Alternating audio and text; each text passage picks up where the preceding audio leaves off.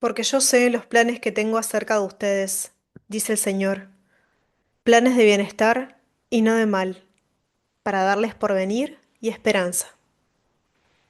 Jeremías 29:11. Muchos cristianos aman citar este versículo. Jeremías 29:11 es uno de esos típicos versículos que encuentras escrito en las tazas o en camisetas o en algún post de Instagram. Entiendo que sea el versículo favorito de muchos porque así extraído, sacado de contexto, suena tan bien, tan reconfortante. Pero como cristianos, la pregunta que tenemos que hacernos es, ¿deberíamos estar citándolo y aplicándolo a la ligera a nuestras vidas? En este vídeo vamos a analizar su contexto original y su contenido, para que en caso de que quieras seguir aplicándolo, lo hagas con la perspectiva correcta. Mi nombre es Agustina y esto es Agus in Grace. Muchas gracias por sumarte hoy a ver este video. Y si es la primera vez que te conectas, recuerda suscribirte al canal y darle a la campanita para recibir todas las notificaciones de los nuevos vídeos. Quiero animarte a que mires el vídeo completo para que puedas tener una mirada amplia y bíblica sobre el significado y la aplicación de este versículo. Veamos el contexto de Jeremías 29:11. Si vamos siguiendo la historia del Antiguo Testamento, vemos que el pueblo de Israel, luego de la muerte de Moisés, entra con Josué como líder a la tierra prometida.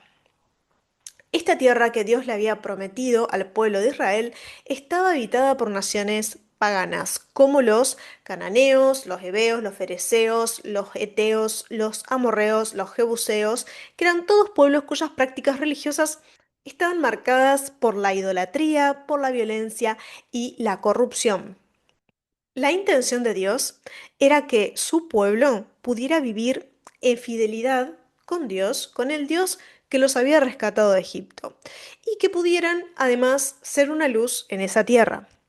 Sin embargo, el pueblo de Israel adoptó las costumbres de los pueblos que estaban allí, de las naciones que ya habitaban allí, y permitió que la idolatría finalmente se infiltrara en su vida espiritual. Dios, en vez de extinguirlos por su gran amor por su pueblo, lo que decidió hacer es advertirles en repetidas ocasiones a través de sus profetas como Isaías, Oseas, que se arrepientan de sus pecados y que se vuelvan a Dios.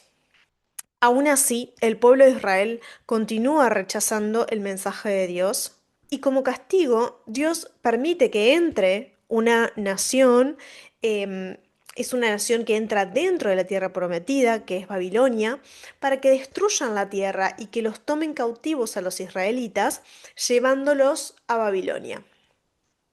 En este contexto, Jeremías es, es uno de los profetas elegidos por Dios para hablarle al pueblo de Israel durante el cautiverio. Y entonces escribe una carta a los exiliados en Babilonia. Esta carta iba dirigida especialmente a los líderes, a los ancianos que habían quedado de la comunidad judía allí. Entonces, tengamos en cuenta que el rey Jeconías fue llevado a Babilonia en el 598 a.C. Y para entonces, Babilonia ya había invadido Judá y Jerusalén dos veces, en el 605 y en el 598. Y había tomado cautivos cada vez, en cada invasión. Entonces, todavía quedaba una población considerable en Jerusalén y en Judá, pero pronto también serían conquistados y llevados al exilio forzoso. Veamos ahora el contenido del capítulo 29. Leamos específicamente los versículos 29 del 5 al 9. Dice, cito, edifíquense casas y sean buenos ciudadanos en Babilonia. Edificad casas y habitadlas, plantad huertos y comed del fruto de ellos. Casaos y engendrad hijos e hijas. Dad mujeres a vuestros hijos, y dad maridos a vuestras hijas, para que tengan hijos e hijas, y multiplicaos ahí. Y no os disminuyáis. Procurad la paz de la ciudad a la cual os hice transportar, y rogad por ella a Jehová, porque en su paz tendréis vosotros paz porque así ha dicho Jehová de los ejércitos, Dios de Israel. No os engañen vuestros profetas que están entre vosotros, ni vuestros adivinos, ni atendáis a los sueños que soñáis, porque falsamente os profetizan ellos en mi nombre. No los envié, ha dicho Jehová. Entonces, lo primero que vemos es que Dios les está diciendo al pueblo de Israel que se pongan cómodos exactamente donde están, que allí van a pasar unos 70 años y no estarán allí para siempre, es verdad, pero sí van a pasar un tiempo considerable más en esa tierra. Yo estoy segura de que estas noticias no eran exactamente las noticias que el pueblo de Israel estaba esperando escuchar en ese momento. En particular, aquellos de las generaciones con edad más avanzada, porque si iban a estar 70 años más en el exilio, eso iba a implicar que probablemente los mayores mm, ya no volverían a ver su tierra natal. La situación no es una situación positiva, por así decirlo. Es más, Dios los manda a procurar la paz en la ciudad a la cual los había enviado y a rogar por ella. Es decir, los manda a orar por la ciudad y por sus captores paganos. En este mismo pasaje, además, Dios dice, no os engañen vuestros profetas que están entre vosotros, ni vuestros adivinos. Es decir, que les pide que rechacen a los profetas que están predicando sobre una prosperidad venidera falsa. Si tú pensabas que el Evangelio de la Prosperidad había iniciado en los años 70 u 80, te estabas perdiendo de algo. Esta idea se extiende, como podés ver, hasta el Antiguo Testamento. Y por eso vale la pena que siempre que analizamos un versículo, es importantísimo no solo leer el capítulo completo, es decir, los versículos que van adelante y detrás de ese versículo que estamos analizando, sino también los capítulos que preceden a ese versículo y que los capítulos posteriores también. Y en consecuencia también es importante leer todo ese libro en contexto de toda la Biblia. Pero ya vamos a llegar a eso. En el capítulo 28 de Jeremías se escribe la falsa profecía de Ananías. Dice, en el capítulo 28 dice, aconteció en el mismo año, en el principio del reinado de Sedequías, rey de Judá, en el año cuarto, en el quinto mes, que Ananías, hijo de Asur, profeta que era de Gabaón, me habló en la casa de Jehová, delante de los sacerdotes y de todo el pueblo, diciendo, versículo 2. Así habló Jehová de los ejércitos, Dios de Israel, diciendo, quebranté el yugo del rey de Babilonia. Número 3. Dentro de 2 años haré volver a este lugar todos los utensilios de la casa de Jehová que Nabucodonosor, rey de Babilonia, tomó de este lugar para llevarlos a Babilonia. Y yo haré volver a este lugar a Jeconías, hijo de Joacim, rey de Judá, y a todos los transportados de Judá que entraron en Babilonia, dice Jehová, porque yo quebrantaré el yugo del rey de Babilonia. Esto es Jeremías 28, del 1 al 4. Pero Dios no había dicho que en 2 años removería el yugo de los israelitas en el exilio. Si recuerdan, él había declarado que debían acomodarse, construir sus casas, habitarlas, casarse, tener hijos, tener nietos, porque estarían allí 70 años más. Veamos el capítulo 23 de Jeremías. En el versículo 16 dice, así ha dicho Jehová de los ejércitos, no escuchéis las palabras de los profetas que os profetizan, os alimentan con vanas esperanzas, hablan visión de su propio corazón, no de la boca de Jehová. En el 17 dice, dicen atrevidamente a los que me irritan, Jehová dijo, paz tendréis, y a cualquiera que anda tras la obstinación de su corazón dicen, no vendrá mal sobre vosotros. 18. Porque ¿quién estuvo en el secreto de Jehová y vio y oyó su palabra? ¿Quién estuvo atento a su palabra y la oyó?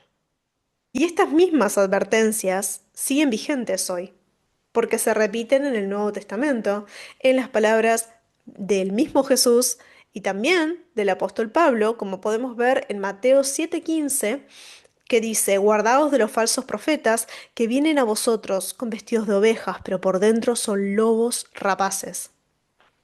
Y también Mateo 24:11 que dice, se levantarán muchos falsos profetas y engañarán a muchos. En la segunda de Timoteo 4:3, porque vendrá tiempo cuando no sufrirán la sana doctrina, sino que teniendo comezón de oír se amontonarán maestros conforme a sus propias concupiscencias. El paralelismo que podemos hacer con Jeremías es muy evidente. Mensajes que buscan tranquilizar, que prometen paz, que evitan el llamado al arrepentimiento y que al final se ajustan a los deseos de la persona que estaba oyendo en ese momento, no a la verdad de Dios.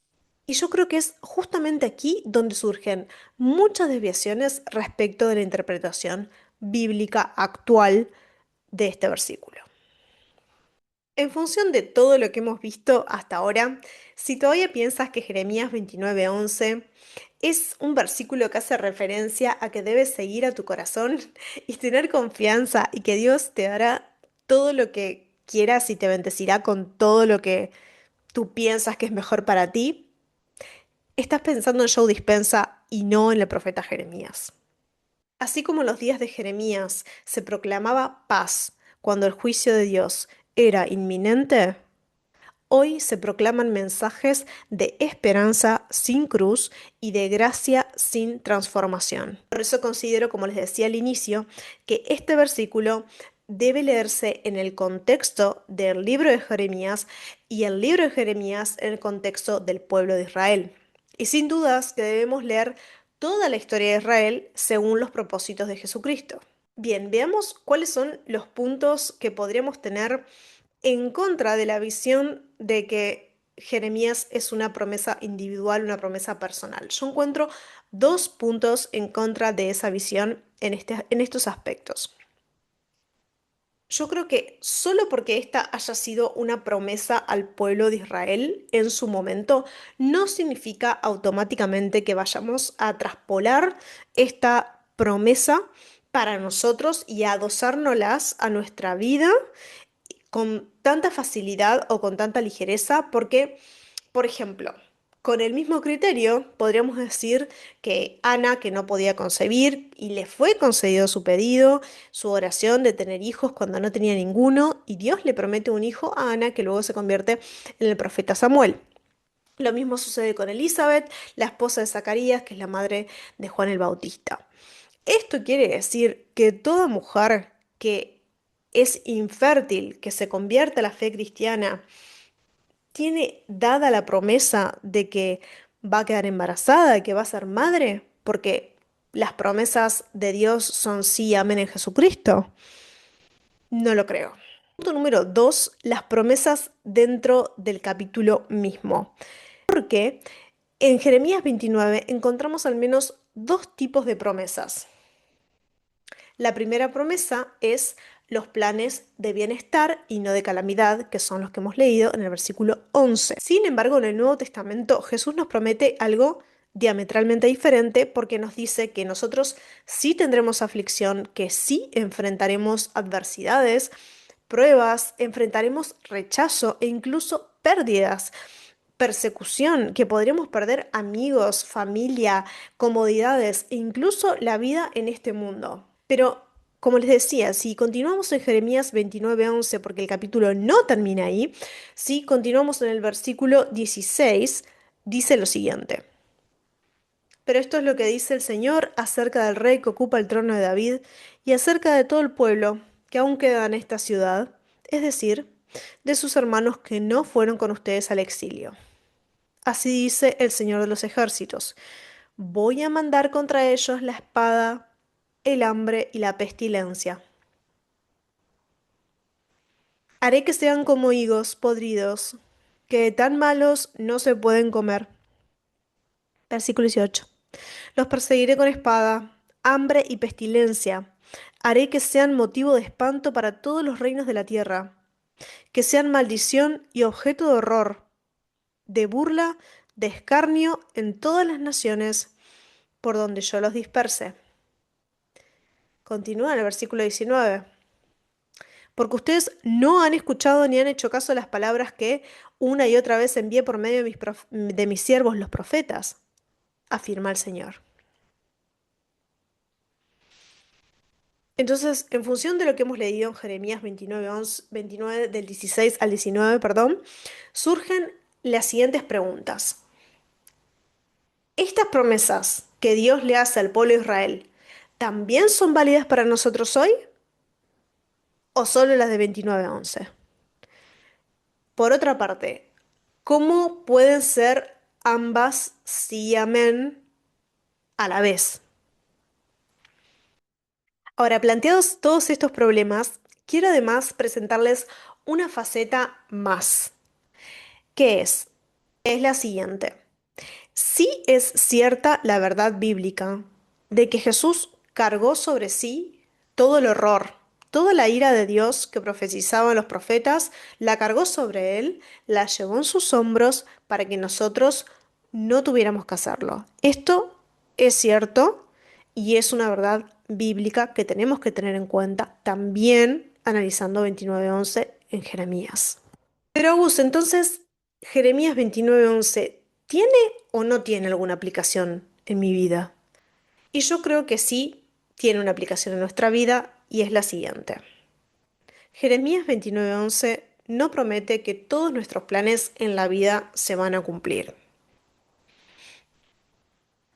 Tampoco promete que vamos a tener una vida próspera, ni cómoda, ni libre de dolor, porque esto estaría en contradicción, como hemos visto, con otras secciones de la Biblia.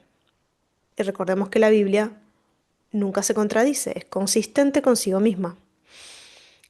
Lo que sí revela Jeremías 29:11 es que Dios es fiel, Dios es bueno y es soberano. Y que su plan final para su pueblo no es la destrucción, sino la redención. Dios nos ama, Dios te ama. Y si eres creyente es porque el Espíritu Santo habita en ti, está obrando para conformarte a imagen y semejanza de Jesucristo. Entonces, ¿Dios tiene planes para prosperarnos? Sí, tiene planes para cada uno de nosotros. Por supuesto que tiene planes, pero no son exactamente lo que nosotros nos imaginamos. No necesariamente se cumplen esos planes que nosotros tenemos en términos financieros, en términos vinculares, en términos de una emocionalidad constante o de una sanidad siempre perfecta. Porque esa lectura es una distorsión de la palabra de Dios. Ahora bien, el futuro que Dios ha preparado para nosotros es la vida eterna y es un nuevo cielo y una nueva tierra en la presencia de Jesucristo como Rey.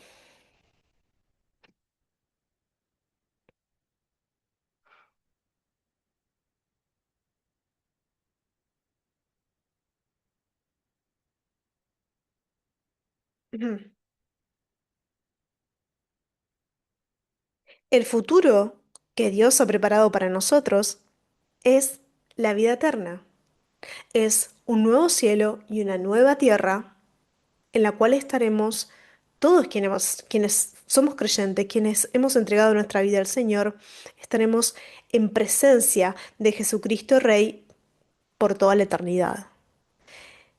Porque la esperanza nuestra, la esperanza de los cristianos, no está puesta en los reinos de este mundo, sino en el reino de los cielos. Por eso puede ser que tus sueños se derrumben, que tus planes finalmente no se concreten, puede ser puede ser que todo salga distinto de como tú lo esperabas, pero el Dios que levantó una vez a Jesucristo de los muertos, un día también te resucitará a ti y vivirás en su santa presencia por los siglos de los siglos.